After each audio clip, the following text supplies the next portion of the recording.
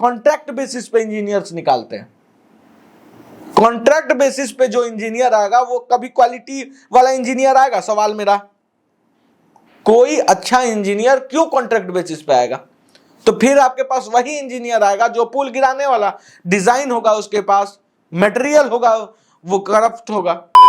बहुत ऐसी कंपनियां, दिलीप बिल्डकॉन से लेकर अशोक लेलैंड तक, प्राइवेट कंपनियों की मैं बात कर रहा हूं, उनके बनाए पुल तो कभी नहीं गिरते हैं। ऐसे कहा जाता है कि 80% जो पुल होता है उसके गिरने की घटना प्राकृतिक आपदा है। गवर्नमेंट कहती है, मैं नहीं कह रहा हूं। कांग्रेस, बीजेपी, क्षेत्रीय दल जितने भी हैं, जिन जिन राज्यों में पुल गिरा है, क्या वो सभी राज्य के नेता आज माफी मांगेंगे देश के सामने?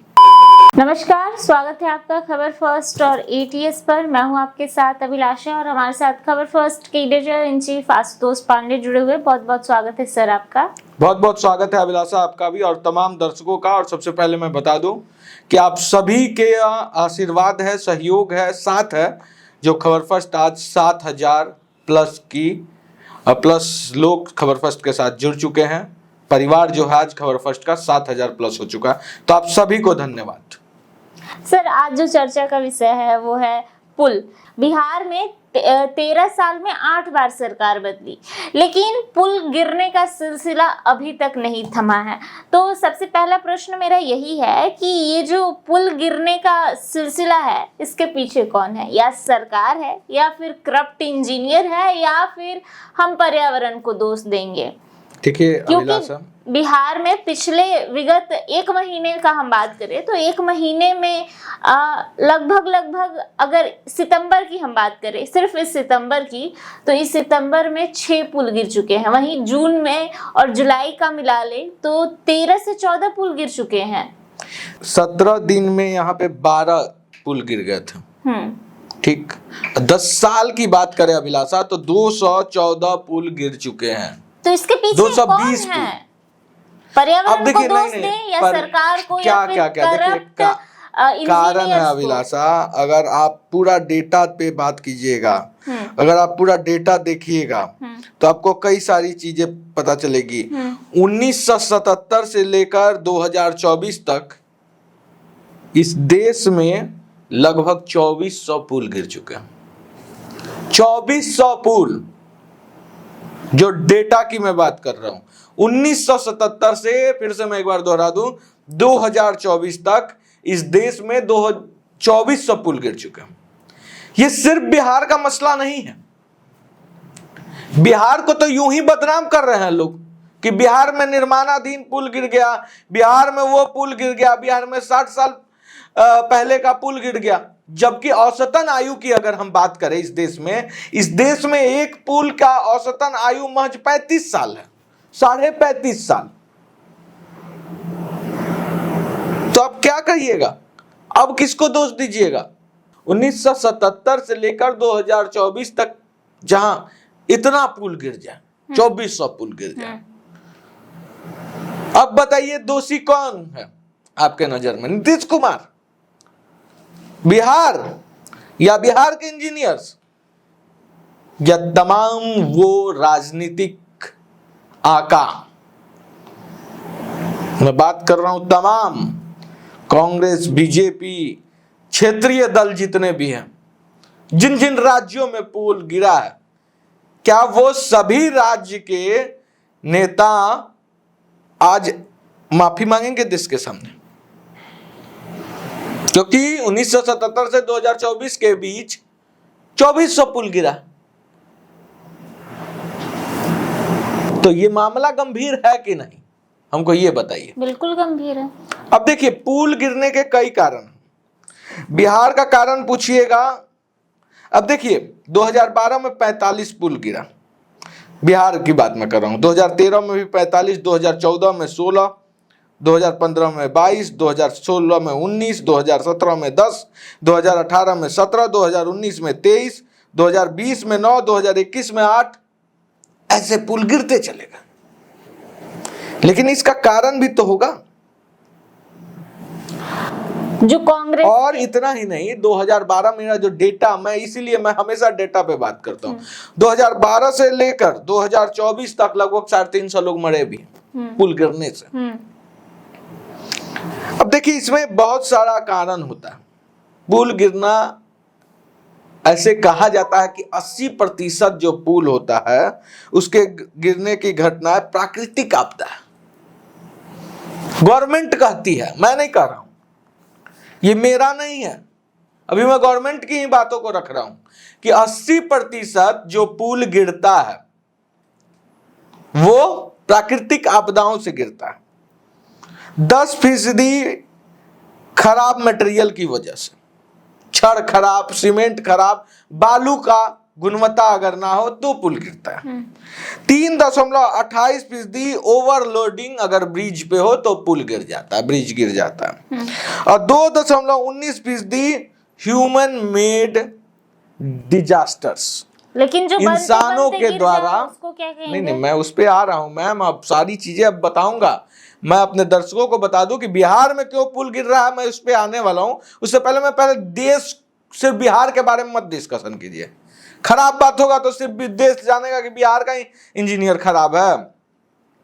आज पर्दाफाश करूंगा कि इंजीनियर की गलती है या सरकार की।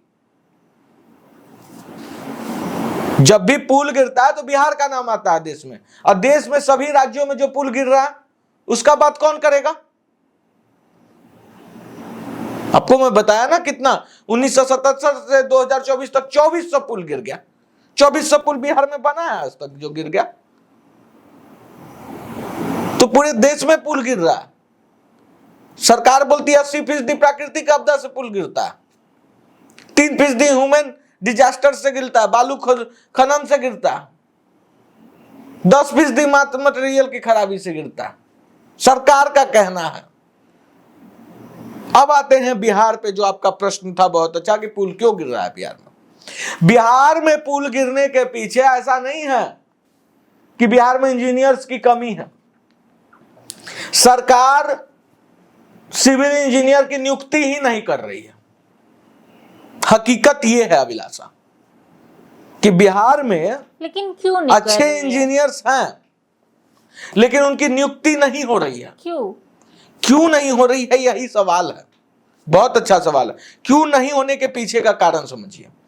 अगर अच्छा इंजीनियर को हायर करती है बिहार सरकार तो पैकेज देना होगा, वो अपने तरीके से काम करेंगे, गुणवत्तापूर्ण मटेरियल की जांच फिर होगी, सीमेंट उत्तम क्वालिटी का सीमेंट का यूज होगा, जितना mm का छड़ लगना चाहिए पुल पे उससे 1 mm कम लगेगा नहीं, ज्यादा लग सकता है। बालू का गुणवत्ता का टेस्ट होगा, पुल का डिजाइन बनेगा, पहले आपका एक 3D मैप बनेगा, फिर उस डिजाइन का देखिए एक प्रोसेस होता है पुल बनाने का। सबसे पहले पुल का स्ट्रक्चर डिजाइन तैयार होता है, डिजाइन तैयार होने के बाद उसका एक 3D मैप बनाया जाता है कि ये पुल ऐसा होगा, इसमें ये मटेरियल्स होंगे, 25 mm का रड लगेगा यहाँ पे, 20 mm का रड लगेगा यहाँ पे, इतने पिलर्स होंगे, इस क्वालिटी का सीमेंट यूज होगा। तो ये सारी चीजें डिस्कशन हो जाती है और उसके बाद इंजीनियर्स ग्राउंड पे उसको इंप्लीमेंट करते हैं। लेकिन बिहार सरकार के पास पर्याप्त इंजीनियर्स हैं ही नहीं, भर्ती ही नहीं हो रही है विगत 5-10 सालों से। इसके पीछे कारण क्या हो सकता है भर्ती नहीं होने का कारण सीधा दिख रहा है, महत्वाकांक्षाओं की कमी, राजनीतिक महत्वाकांक्षाओं की कमी। पर मुख्यमंत्री इंजीनियर हैं लेकिन उनको लगता नहीं है कि इंजीनियर्स की भर्ती निकालनी चाहिए, पुल गिरने दो, धराधर धराधर धराधर। यहां तो पुल गिर रहा है ऐसे कि जैसे आंधी में पेड़ गिरता हो, धराधर धराधर पुल गिर रहा। नीतीश कुमार दिखाने के लिए चीफ इंजीनियर का पैर पकड़ लेते हैं। लेकिन वो तो कह रहे हैं कि ये पुल तब की है जब हमारी सरकार नहीं थी, पहले की बनी हुई है। कौन सा पुल की बात कर रहे हैं? जो बख्तियारपुर पुल कौन उद्घाटन किया था? लेकिन उनका जिन बख्तियारपुर पुल का उद्घाटन जाके फीता कौन काटा था? नीतीश कुमार। लगभग 1600 करोड़ का प्रोजेक्ट है वो, आज वो गिर गया। बनते बनते कौन दे लेगा उसका जिम्मेवारी? जिम्मेवारी कौन लेगा? वो जो 1600 करोड़ आम जनता का बर्बाद हुआ है, उसका जिम्मेवारी कौन लेगा? भाजपा प्रवक्ता तो कह रहे हैं कि इसके पीछे भ्रष्ट इंजीनियर हैं। भ्रष्ट इंजीनियर है, भ्रष्ट इंजीनियर है। इंजीनियर का आप डिप्यूट कहां करते हैं? आप तो ठेका में काम करवाता है भाई। ये लोग उसको कॉन्ट्रैक्ट बेसिस पे इंजीनियर्स निकालते हैं। कॉन्ट्रैक्ट बेसिस पे जो इंजीनियर आएगा वो कभी क्वालिटी वाला इंजीनियर आएगा? सवाल मेरा। कोई अच्छा इंजीनियर क्यों कॉन्ट्रैक्ट बेसिस पे आएगा? तो फिर आपके पास वही इंजीनियर आएगा जो पुल गिराने वाला डिजाइन होगा, उसके पास मटेरियल होगा, वो करप्ट होगा। आप परमानेंट इंजीनियर का भर्ती निकालिए, सिविल इंजीनियर का, और उसका तनख्वाह ऐसा हो, हैंडसम सैलरी दीजिए जैसे प्राइवेट सेक्टर्स का देती है लोग। बहुत ऐसी कंपनियां हैं, दिलीप बिल्डकॉन से लेकर अशोक लेलैंड तक, प्राइवेट कंपनियों की मैं बात कर रहा हूं। उनके बनाए पुल तो कभी नहीं गिरते हैं। जो बड़े बड़े ये हैं, क्यों नहीं गिरते हैं? क्योंकि वो अच्छे इंजीनियर्स को हायर करते हैं, छोटी छोटी बारीकियों पे नजर रखते हैं। लेकिन पिछले महीने उनसे जब पुल गिरने पर माननीय मुख्यमंत्री जी से पूछा गया तो उन्होंने कहा कि ये 90 के दशक के बने हुए पुल है, जिस समय हम थे भी नहीं सत्ता में। नीतीश कुमार की बातें नहीं, देखिए अब मुझे गुस्सा बढ़ता है ये सब सुनकर, ये सब सुनकर मुझे गुस्सा बढ़ता है। 90 के दशक की पुल की बात, तो हम अब आपके दशक के बाद 2004 से लेकर अभिलाषा कितना पुल बिहार में गिरा है, डेटा सुना देता हूं मैं। 2012 में 45, 2013 में 45, 2014 में 16, 22, 15 में 16 में 19, 17 में 10, 18 में 17, 19 में 23, 20 में 9, 21 में 8, 22 में 16, 23 में 25। क्या है ये? नीतीश कुमार इसमें दोषी नहीं है? किसको मूर्ख बना रहे हो? ऐसा सवाल आप पूछ कैसे देती है?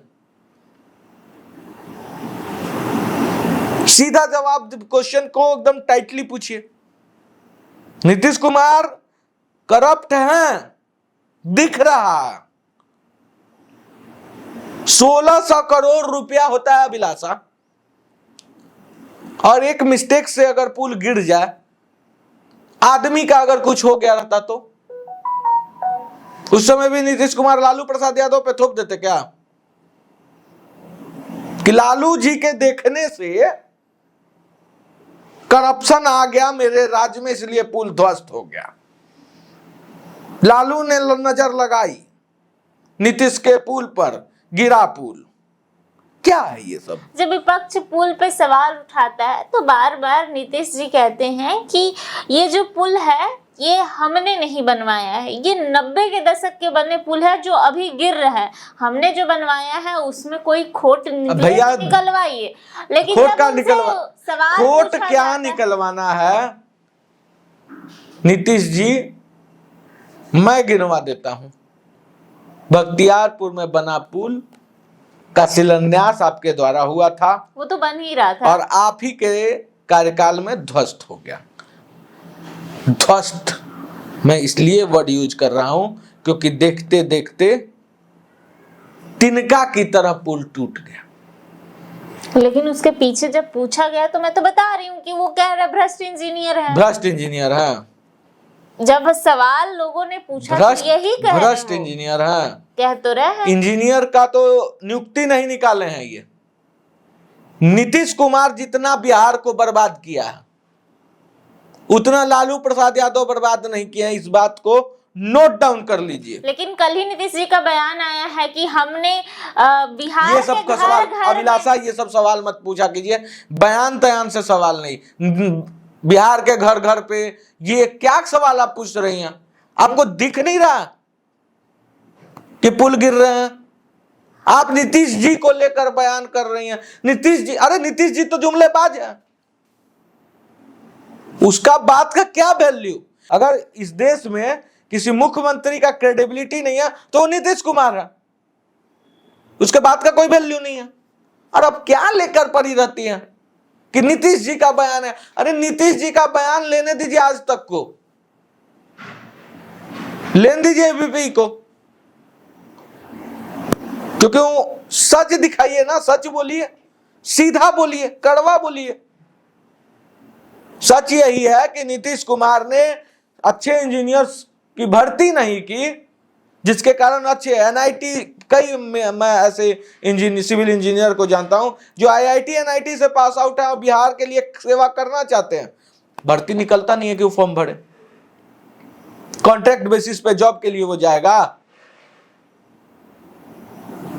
इतना मुझे नहीं लगता कि बिहार सरकार और नीतीश जी की औकात है कि अच्छे इंजीनियर्स को कॉन्ट्रैक्ट बेसिस पे ला लें। तो जो कॉन्ट्रैक्ट वाला होगा ना, तो वो डिजाइन बनाएगा तो पुल गिरेगा नीतीश जी, और सवाल आप पे उठेगा ही।